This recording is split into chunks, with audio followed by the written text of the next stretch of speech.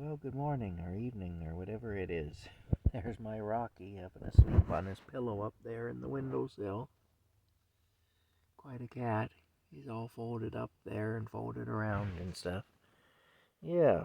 Anyway, it's funny. I got into a debate on Facebook, which, whenever anybody starts a story with those words, it's going to be interesting. But anyway, this woman on Facebook, obviously an extremely woke type, politically correct individual, um,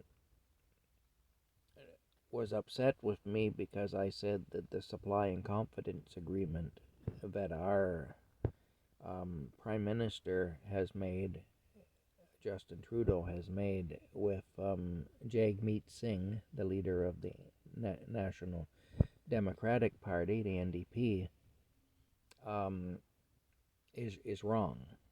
Basically, that he has done wrong by doing this.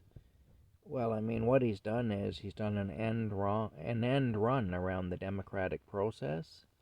He's figured out a way that he can rule like a king, like a medieval king, and or like any dictator in any banana republic would rule. And so yes, it is wrong. It's wrong to do that. It's wrong to do an end run around democracy, around the democratic process. It's wrong to take the voice of the people away from them and to rule by decree, which is what he's done. Parliament very seldom sits anymore, and when it does, it really doesn't make any difference. It's just a formality because Trudeau just puts through whatever legislation he wants. He's trying to put through legislation now that would essentially forbid us from openly criticizing him or his government or his policies. Amongst other things, it'll prevent us from speaking openly, so it will do that. That's the effect it'll have. Now, this woman, of course, she believes all the lies about, we're going to get pharmacare, which is we're going to get our prescriptions paid for and all that. That isn't going to happen, and even if it does, you want to trade your freedom for pharmacare? Really, that's what you want to do. You want to trade your ability to speak your mind and to follow your conscience. And you want to trade that for free prescription drugs. Like, it's just unbelievable, She actually asked me why I don't want poor people to have medical care and prescriptions and food and so on. I mean, I am poor. I'm one of the people she's accusing me of hating and wanting to hurt, Anyway, it was unbelievable. The total lack of rational thought that this woman was putting into her comments toward me.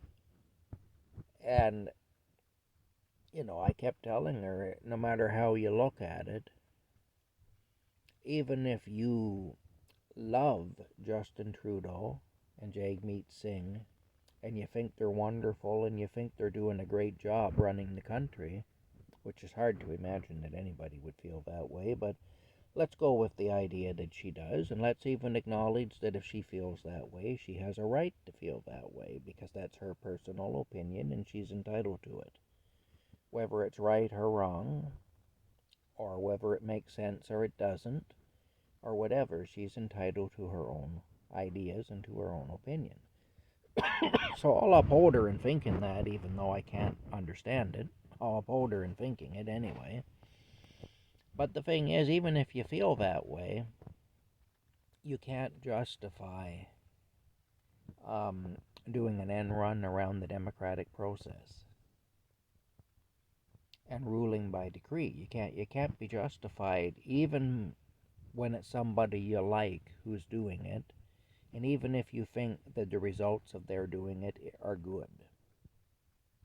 Because if you justify it, if you say, well, it's good that they're doing that because I like them personally and I like the results of what they're doing, then what you're essentially saying is it's good that we have a dictator in office because I happen to personally like the dictator and I happen to personally like the dictator's policies.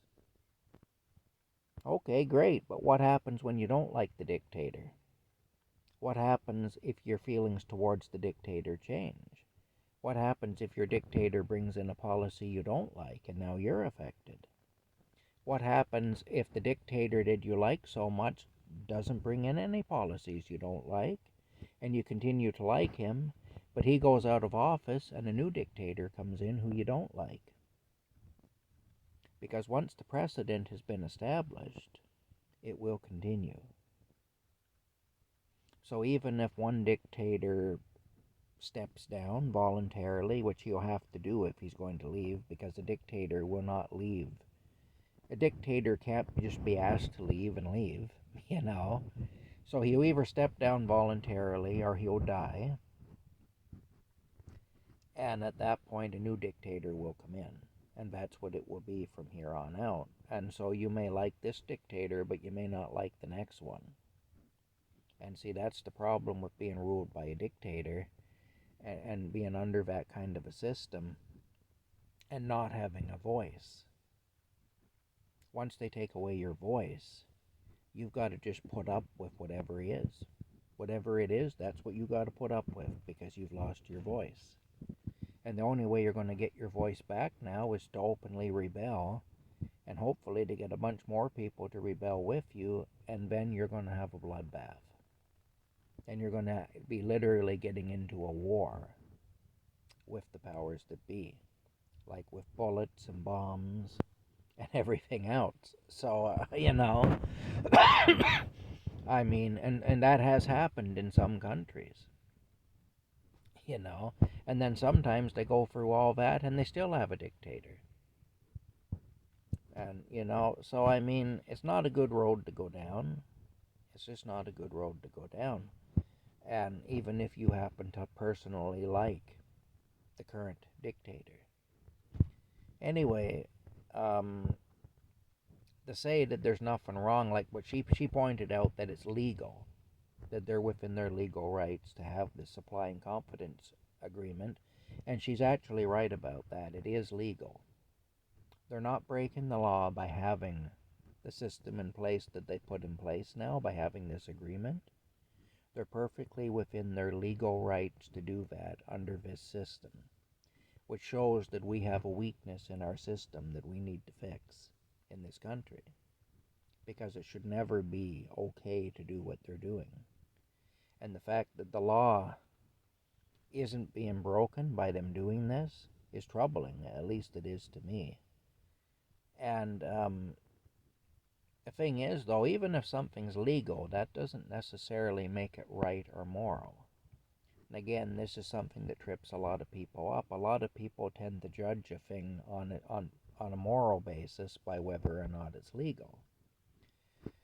Like, look, I could, if I was a married man, I could have an affair. I could go out and get myself a girlfriend, and I could have an affair. I could cheat on my wife.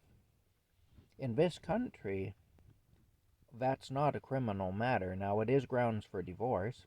If and when my wife caught me having an affair, she could leave me, she could divorce me, but then, your wife can divorce you just because she's tired of being married, too. So, I mean, in this country, you don't really need to have a justification for divorce like you did at one time. Now your wife can leave you just because she's tired of you, or she finds married life boring, or whatever, Married life isn't what she thought it would be. She wants to do something different, and she can leave you. So really, even in a divorce court or whatever, adultery isn't a big deal. And in a criminal court, adultery isn't a deal at all here. It's not like the police are going to come and arrest a guy for having an affair. There are countries in the world, like there are Muslim countries that are under Sharia law, where they actually will arrest you for that. In fact, they'll put you to death for it. But that's not the case here. So we're talking about Canada. That's not the case in Canada. But I mean, most people who have any sense at all of decency, will say that adultery is wrong. That to commit adultery is wrong.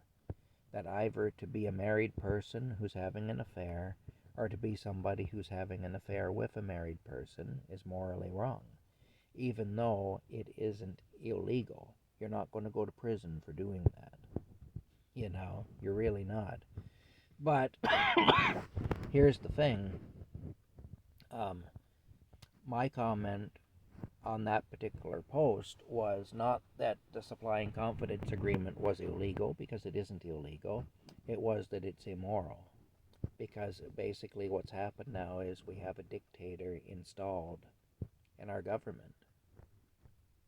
We got one man now who just passes laws as he sees fit, and there's no checks and balances, there's nothing. It's just on a whim. He can pass a law to say that everybody's got to wear a green shirt on Wednesday. And if you don't wear a green shirt on Wednesday, you go to prison. He can do that and it'll pass. And people will start going to prison for not wearing green shirts on Wednesdays. Like that's how ridiculous things are in this country right now. So yeah, I mean, we don't need that. That's not freedom. That's not democracy. We don't need that. And yes, it's legal. They're not breaking the law by doing it. But like I said before, the fact that they're not breaking the law by doing it is troubling. At least to me it is. And I think we need to revisit that. And I think we need to change it so that if they ever do it again, if we ever have a prime minister who does what this jerk that we have right now is doing, I think that it should be a situation where it actually will not only be immoral, which it is, but it will also be illegal, where we can actually apply the law so as not to allow this to happen again. And yeah, I mean, there are certain things that you just can't allow if you want to maintain any kind of freedom. Right now, there are bills going through the House, going through the Parliament, going through the Houses of Parliament, which it's just a formality. They're going to pass. And they're bills that basically say, screw your conscience, screw your free will. You will only say things that we approve of. You will only do things that we approve of. Well, that's not acceptable. That's all. That just isn't acceptable. And with the Bill C-63 is one of them. Now, what they're doing is they're couching it in protection of children, because what they're saying is, well, this one of the things in the law will be that we will outlaw, producing and distributing child pornography. Well, I mean, no decent person is going to be against the outlawing of the distribution and the manufacturing of child pornography. The thing is, we already have laws against that. People go to jail now for doing that. So that's just a smokescreen. That's just so that if you're against all the other stuff in the law, which would limit your ability to speak freely, they can turn around and say, "Oh, so you're okay then with people having, having sex with kids and stuff? You think that's just fine then?" That's exactly what that is. It's a smokescreen that they can hide behind, and they can use it to shame anybody who criticizes the law, to say, well, you're against protecting kids from sexual predators. In the meantime, this same government has passed a lot of laws that make kids sitting ducks for sexual predators. So there is that as well. Their track record on protecting children has not been good. Um, I say we got a 50-year-old man who claims to identify as a 13-year-old girl, changing, literally getting naked in a room full of 13 and 14-year-old girls who are also naked, because he's on the swim team with the little girls, because he says he's a little girl. In the meantime, in every other aspect of his life, he's living as a grown man. He's living the way I live. He's driving a car. He's living on his own. He's not living in a house with a responsible adult. He's not riding the bus everywhere or walking everywhere or getting a ride with an adult. He's driving himself around. I mean, he's living as a grown man, the way a grown man lives, except for the one thing. And so what that tells me is he's gaming the system.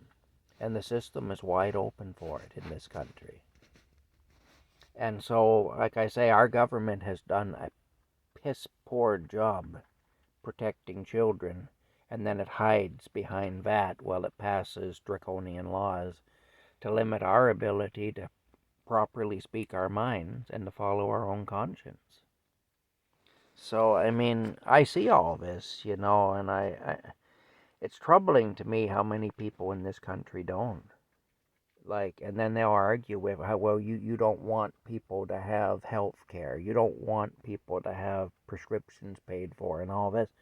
Look, people already don't have health care. I don't have health care. I can't go to a hospital. I literally cannot go to a hospital in this country because I refuse to wear a mask over my face. And even prior to that, I didn't get good service. Anytime I went to a hospital, I pretty much always got terrible service and was pretty much always treated badly. And the thing is, it's getting to be a more and more common scenario. Even those who can go to the hospital aren't being treated very well. And they're being placed on a waiting list to get treatments, to get tested to find out if they're suffering from cancer, different things like that. They could have cancer growing inside of them, and it'll be 2 years before they even find out whether they have it or not. By that time, it'll probably be too far gone to do anything about. Then they'll be offered MAID, medical assistance in dying. In fact, even now, they'll be offered MAID if they're in discomfort and they don't feel they can wait for 2 years to find out what's going on with them. They'll be told we can do MAID in a matter of days or weeks. It's nothing. We can put you down like a sick animal very quickly. But you can't get that MRI or that CAT scan or that exploratory surgery. Or, if your knees have gone or your hips or something like that, well, you can't get the surgery to fix that. In 2 years, maybe 3 years, 4 years, we can do something for you. But, we can kill you, though, a week from this Tuesday. If you want us to do that, we can do that. So, yeah, it's, like I say, so people now are not getting good service anyway. They're really not. There's Rocky. Anyway, that's basically it. Anyway, we have right now, we have a prime minister who's ruling us like a medieval king, or like some leader in a tin pot type banana republic place. And he's doing it by decree, and we got people in this country who say, well, there's nothing wrong with it. It's perfectly fine that he's doing that because he isn't technically breaking the law, So anyway, that's it. I think we need to fix that. I think it needs to be made illegal. I think if a prime minister ever does this again, he has to be shut down immediately. And it just can't be allowed to happen ever again. The results of it happening are too severe. I mean, we're suffering terribly in this country under this person who is ruling us just in a very arbitrary manner, just using his own judgment, which is flawed. It's really flawed. And he's using his own judgment to rule us, and there's no safeguards in place. You know, and this is what happens when you get a system where one person can rule like that without being challenged. Um, then you're left to the whims of that situation. That's why in the Middle Ages there were so many issues with kings. You know, got these kings who were all interbred and mentally ill and everything, and they had absolute authority. And those guys would declare war over the slightest little thing, and thousands of people would die horrific deaths fighting a war over some stupidity. Or they'd pass a law that was completely arbitrary and unfair and made no sense, and the people would have to obey it, or bad things would happen to them. They'd be handed over to the torturer and to the executioner. That's what we're getting into that now here. It's insanity. Anyway, that's it. As you can see, I'm having a cuddle with Rocky. In a few minutes, Rocky and I are going to go outside. Well, I am anyway. Rocky can stay in if he wants to. It's up to him. I am going to have to clean his ears because his ears are bothering him. So we'll do that too. And anyway, we'll see you all later. That's it. We'll see you later. He's really giving me the head boops right now. He is. Hey, you. Look at him. Hey, he's so cute. All right. Bye for now.